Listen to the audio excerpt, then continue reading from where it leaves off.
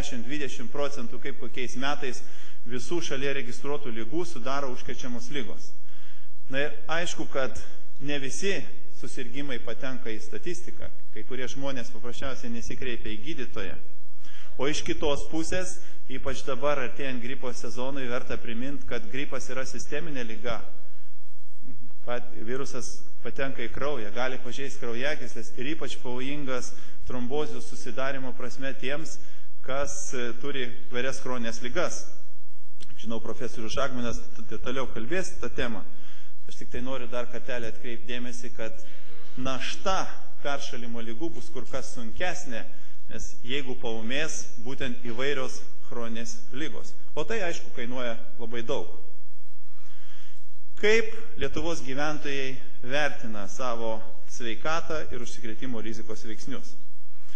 46% nurodė, tai yra arti pusės, kad per pastaruosius 5 metus sirgo kokia nors užkrečiama liga. Aišku, kad įvertinimas ir pasakymas, kad yra sirgęs kokia nors užkrečiama liga, yra kur kas aukštesnis rodiklis negu tai, ką registruoja medikai, būtent susirgimus užkrečiama liga.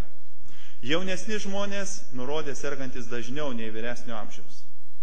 Ir 74% nurodė, kad yra sirgę gripu per paskutinius 5 metus.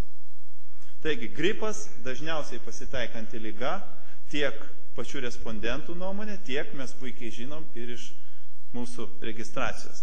Jeigu praeitais metais registravom per visą Lietuvą 850 su biškiu užkrečiamų lygų atvejų, tai 96% iš visų registruotų buvo gripas ir ūmios viršutinių kvėpavimo takų infekcijos.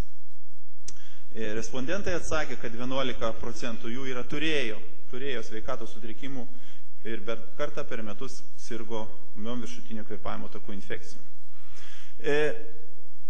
Pažiūrėsim, kaip mes atrodėm visi šitoj švietėjiškoj čiaudėjimo akcijoje, bet Europos lygų kontrolės centro statistika sako, kad vienas sergantis žmogus, gripu sergantis žmogus, užkrečia nuo 1,4 iki 4 kitų asmenų. Na, lyg tai čia šiandien neatrodo, dar neįsisiautė gripo sezonas, kad labai plačiai kas čia čiaudėtų ir kosėtų ne akcijos metu. Bet žiūrėkit, nelabai matosi, aš tada tik tai noriu priminti, kad gripo sezonas gripo sezonui nelygų. Šiais metais, tai yra šį sezoną, 13-14 metų sezoną, neturėjom daug atvejų, nebuvo nei vieno mirties atveju. Bet praeitą sezoną buvo registruoti 49 000 susirgimo gripu atveju, 8 mirtis. 10-11 metų sezoną, vėlgi 41 000 susirgusių asmenų, 21 mirtis. O kai buvo pandeminis, 2090 metais, buvo registruoti 58 000 susirgimo gripu atveju ir 23 mirtis. Na, turbūt kiekvienas medikas, kiekvienas paprastas žmogus, jau nekalbant apie sveikatos politikos, aišku, kad tas masiškumas tikrai kainuoja daug. Tiek praleistų dienų, darbo dienų prasme, tiek, sakysim, jeigu serga vaikai, o tėvai lieka slaugyti vaikus, jau nekalbant apie tai, jeigu papuola į ligoninę ar papuola į intensyvios terapijos skyrių. Bus valstybinės ligonių kasos pranešimas apie tai, kiek kainuoja, kiek mes išleidžiam užkrečiamom ligom. Aš pamenu, kad pandeminio gripo metu Santariškių klinikom vienas ligonis, kurio dėja nespėjo jie išgelbėti, nes sunkus ligonis buvo ir vėlai kreipėsi su gripu, kainavo virš 100 000 vieno ligonio gydymas. O kur plačiai yra žinoma ir mes džiaugiamės tokiais žmonėm, kaip, sakysim, kaip Rimvydas, kaip Ugnė, kurie aktyviai dalyvauja visuomeniniam gyvenime ir pasakoja apie tai, kaip jie gyvena su Rimvydas persodinta širdim, Ugnė persodintais inkstais, būtent po gripo komplikacijų. Taip, kad šitoj vietoj norėčiau pasakyti, kad labai svarbu, kad mes ieškotume būdų ir supintume tą, statistiką, kaip mes šnekam, o dar tiksliau epidemiologinę informaciją, būtent su emocijom, kad galima būtų, kuo daugiau žmonių galėtų sutapatinti su tuo žmogum, kurie jį žino, kurį jį pažįsta, ir kad tuomet ta informacija būtų maksimaliai paveiki. Grįžtant prie tyrimo, 6,8% nurodė, kad sirgo kokią nors žarnyno infekciją. Ir čia iš karto noriu pasakyti, kad iš esmės visą tai koreliuoja ir su ta oficialiaja statistika. Jau minėjau, 851 500 praeitais metais buvo registruota užkrečiamųjų ligų ir, kaip matot, sakysim, žarnyno infekcijos sudarė 1,9%, o oro lašelinės, jau minėjau, 96%. Toliau, sakysim, eina tuberkuliozė 0,12, zoonozės 0,37, živ ir LPI 0,11, na ir kitos infekcijos 1,4%. Detaliai tiem, kas įdomu, o tikiuosi, kad dauguma absoliučiai yra tokių šitoj salėje, viską rasit šitam leidinį, būtent apie atskiras lygų grupės, apie tas, kurios yra reikšmingiausios ir labiausiai paplitusios. Tik tai dar kartelį noriu priminti, kad teisės aktų nustatyta tvarka, Lietuvoje mes turim registruoti 82 užkrečiamas ligas, suskirstytas į 8 grupės ir belieka tik pasidžiaugti, kad kai kurių iš jų paprasčiausiai iš vis neregistruojama arba registruoja mažai. Tikiuosi, kad dauguma jūsų liksit iki galo ir kai jis kalba apie ebolą, aš jums prižadau tam tikrą siurprizą. Yra salėje žmogus, kuris, nesakau, kad susidūrė su ebola tiesiogiai, bet tikrai susidūrė būtent su ta šalim, kur šitą ligą siaučia. Leiskit padaryti keletą apibendrinčių išvadų būtent iš šito ES finansuoto Lietuvos gyventojų apklausos apie užkrečiamųjų ligą tyrimo. Taigi, tyrimo metu buvo išaiškintas mūsų gyventojų žinių apie užkrečiamas ligas trūkumas ir koks yra tų žinių poreikis. Ir tas poreikis varijuoja, analizuojant skirtingas užkrečiamasias ligas. Kartu, turėdami neblogą žinias, gyventojai suvokia, kad jiems žinių trūksta. Reiškia, laukia turbūt aktyvesnių mūsų veiksmų. Ir 2 iš 3 išreiškia informaciją apie užkrečiamas ligas poreikį. Taip pat tyrimo metu buvo išsiaiškinta gyventojų elgsena, kurie apima taikomas prevencinės praktikas, saugantis nuo užkrečiamų ligų sergamumą, gydymosi būdus. Dėl laiko stokos apie tai šiandien plačiau nekalbu.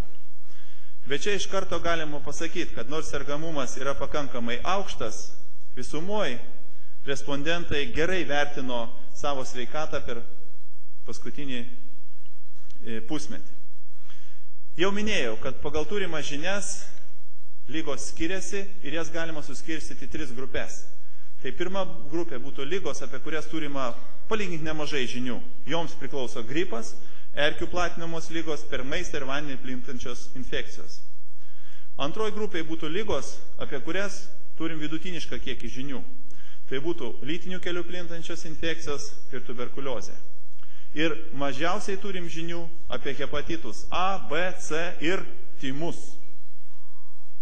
Ir tuo pačiu norėčiau priminti, kad sergantis tymai žmogus vidutiniškai gali užkrėsti nuo 12 iki 18 žmonių, taip teikia Europos lygų kontrolės centras. Koksgi tikimybė susirgti suvokimas? Didžioji Lietuvos gyventojų dalis mano, kad labiausiai tikėtina, kad jie gali susirgti gripu.